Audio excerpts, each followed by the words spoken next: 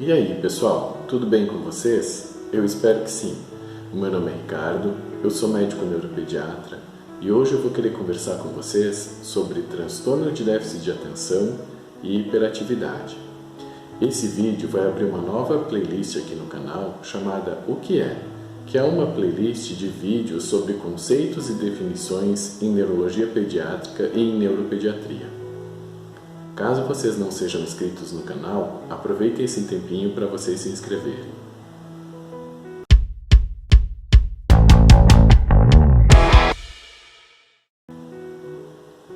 Bom, então vamos falar sobre transtorno de déficit de atenção e hiperatividade, ou TDAH. Começando esse vídeo, eu queria compartilhar com vocês alguns fatos curiosos. O TDAH é dito muitas vezes como sendo um problema da modernidade, um problema relacionado à tecnologia, mas não é nada disso. As primeiras descrições do TDAH são do século XVIII, há quase 250 anos atrás. A primeira delas foi feita por um médico alemão chamado Melchior Adam Weinhardt. E esse médico descreveu o TDAH em 1775. Logo depois, em 1798, um médico escocês, Sir Alexander Crichton, também descreveu o TDAH. Então, gente, TDAH é dos anos 1700, ele não tem nada a ver com a modernidade. Na década de 1930, TDAH já era tratado com medicamentos. E a partir da década de 50, os critérios diagnósticos foram aperfeiçoados e a partir de então a gente conseguiu passar a fazer diagnósticos mais corretos e mais acertados sobre esse tipo de problema e com isso ajudando milhões de pessoas mundo afora. Atualmente o TDAH ele é tratado de forma já bastante eficaz há muitos anos. Bom, qual é a definição então?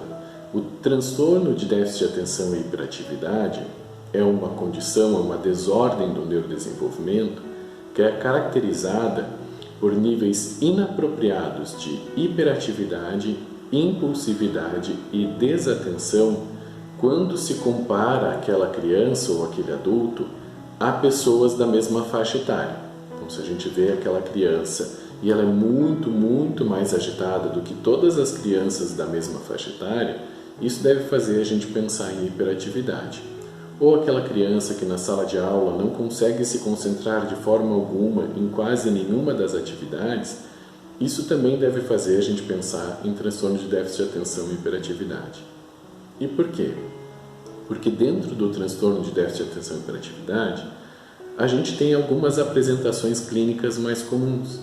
Então, a apresentação clínica mais comum em crianças pequenas, crianças de 4, 5 e 6 anos de idade, é o predomínio hiperativo. Então, é aquela criança que tem sim desatenção, mas a desatenção ela é quase imperceptível, ela não aparece. E a gente percebe melhor a hiperatividade e a impulsividade.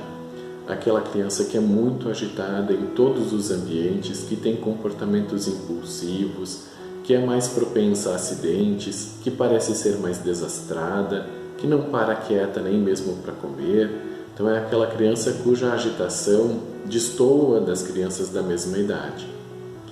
Depois disso a gente tem uma outra apresentação clínica comum que é a desatenta, ou seja, é aquela criança que apesar de não ter uma agitação tão evidente, tão pronunciada, ela tem dificuldade escolar. Então, muitas das crianças com TDAH são percebidas pela primeira vez na escola, é o professor, é a professora que percebe. Então, a criança está lá na sala de aula, está tentando se esforçar em aprender, mas não consegue se concentrar. Persiste se distraindo ao longo de toda a aula, ou começa a aula bem concentrada e logo se distrai, logo se dispersa, perdendo conteúdo, perdendo o fio da meada. E com isso o seu desempenho escolar cai. Então a criança que tem o predomínio desatento, ela normalmente é percebida na escola nos anos do Fundamental 1, no 1º ao 5º ano, que é quando a escola começa a ter atividades que exigem mais concentração da criança. E aí, ao exigir maior concentração, a desatenção vai ficando mais evidente. cada ano que passa na escola, esse problema se torna mais claro, porque as atividades escolares, ano a ano, vão exigindo graus mais altos de concentração das crianças. Então, muitas vezes a gente vai perceber uma criança que começa o fundamental bem, então no primeiro ano tem um bom rendimento, no segundo ano tem um rendimento bom também, e no terceiro, no quarto ano, o rendimento começa a cair, mesmo a criança fazendo o mesmo nível de esforço, mesmo a criança se dedicando para estudar, ela parece não conseguir ter um bom rendimento. E por último, a gente tem uma terceira apresentação bastante comum, que é a apresentação mista, onde a criança tem tanto sintomas de desatenção, ou seja, tem prejuízo no seu aprendizado e no seu rendimento escolar, quanto também tem sintomas de hiperatividade e impulsividade, causando prejuízos no seu rendimento social, no seu círculo de relacionamentos, fazendo com que aquela criança não consiga socializar bem. Como que é feito o diagnóstico, então, de TDAH? O diagnóstico ele é feito normalmente por uma avaliação multiprofissional, que envolve um médico neuropediatra, que é aquele que vai efetivamente fazer o diagnóstico, mas muitas vezes esse diagnóstico é facilitado ou complementado com uma avaliação psicológica. Existem testes neuropsicológicos que ajudam a averiguar especificamente a atenção da criança, e esses testes contribuem bastante naqueles diagnósticos ou naquelas crianças onde haja dúvida quanto ao diagnóstico sim ou não. Então, muitas vezes o diagnóstico será feito pelo médico e pelo psicólogo juntos. E por que também precisa de avaliações complementares? Porque muitas vezes o TDAH vem associado a comorbidades. O que é isso? São outros problemas de saúde neurológica que ocorrem juntamente com o TDAH. Os mais comuns deles são os transtornos de humor. Então é comum uma criança com TDAH também ter ansiedade ou também ter depressão ou desenvolver alguma dessas complicações ao longo da infância ou da adolescência. O transtorno de conduta é bastante comum também, e dentre os transtornos de conduta, o mais comum é o transtorno de conduta do tipo opositor desafiante, que vai ter um vídeo depois também que eu vou estar falando especificamente sobre esse tipo de problema. Além disso, a gente pode também ter transtornos da aprendizagem. Então, uma criança com TDAH também pode ser disléxica, também pode ter descalculia, também pode ter disgrafia. Então, pode acontecer mais de um problema simultaneamente na mesma criança. Outra das comorbidades que também é comum é o transtorno de tiques, onde a criança começa a ter tiques ou motores ou vocais, ou os dois. E que também a gente vai estar fazendo um vídeo mais tarde sobre isso, ou mais para frente sobre isso. E o tratamento?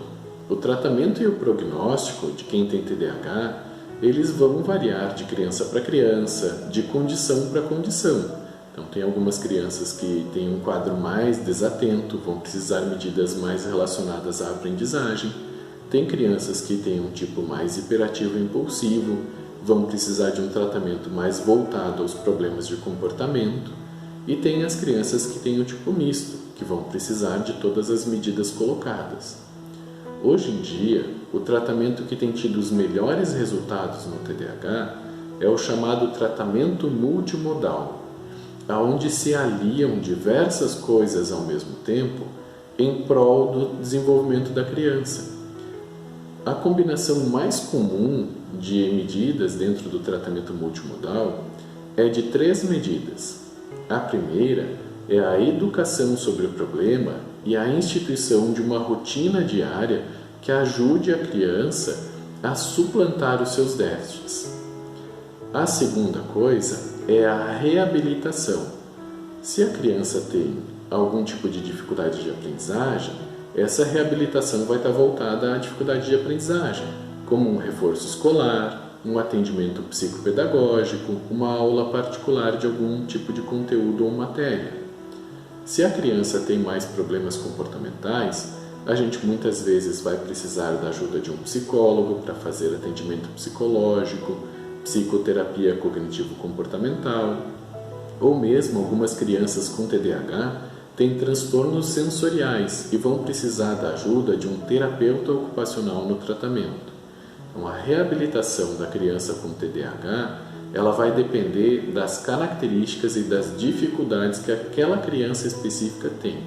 Por isso, o tratamento ele é sempre individual, cada criança terá o seu tratamento. Além disso, a gente tem o terceiro ponto do tratamento, que é a medicação. Então, o terceiro ponto do tratamento multimodal é o controle de sintomas, que muitas vezes, ou mesmo na maioria dos casos, vai envolver sim o uso de algum tipo de medicamento. Por isso, esse tratamento precisa sempre estar sendo acompanhado por algum médico, para que o médico oriente a família que medicamento é o mais apropriado para aquela criança e que dose ela deve usar, de que maneira ela deve usar, para que o tratamento seja ao mesmo tempo seguro e eficaz no controle dos sintomas. Os tratamentos podem variar e as medicações também, mas isso é uma coisa que deve ser decidido pela família em conjunto com o médico, para que eles tenham todo o suporte necessário ao longo de um tratamento que é bastante comprido. Tá, gente? O tratamento de TDAH é uma coisa que leva muitos anos. As crianças em geral são diagnosticadas entre os 4 e os 7 anos de idade e o tratamento vai ao longo de toda a infância e uma boa parte da adolescência. E em alguns casos chega mesmo a ser feito ao longo da vida adulta da pessoa. Tá? Então, por isso, ele é um tratamento que nunca deve ser feito sem a devida orientação. E o prognóstico? Então, o prognóstico é aquela expectativa que a gente tem futura de como o quadro vai evoluir, de como que esse problema vai evoluir ao longo do tempo. No TDAH, ele é bastante variável e depende de inúmeros fatores. Entre os principais, a gente tem a idade de início dos sintomas. Então, quanto mais precoces os sintomas, pior é o prognóstico, mais difícil será de tratar e a evolução tende a ser um pouco pior. A gravidade dos sintomas, então quanto mais leves os sintomas, melhor a evolução, quanto mais graves os sintomas, pior a evolução. Também tem um outro fator bem importante que é o ambiente familiar. Aquele ambiente familiar onde a família acaba adotando as orientações que são dadas, cuidando com vários dos itens da rotina da criança, tende a criança a evoluir melhor. Aquele ambiente familiar mais disruptivo, ou onde os pais têm uma má adesão às orientações, tende a fazer com que a criança evolua pior. Além disso, o suporte escolar que a criança recebe também é bem importante. Aquela criança que não receba o suporte escolar adequado, com frequência vai evoluir com uma dificuldade escolar, mesmo que o restante do tratamento esteja feito de forma adequada. Então, o tratamento precisa também do suporte adequado da escola. E por que é tão importante tratar o TDAH? O TDAH, gente, é uma condição que afeta estimadamente 5% da população, ou seja, uma pessoa em cada 20 tem esse tipo de problema.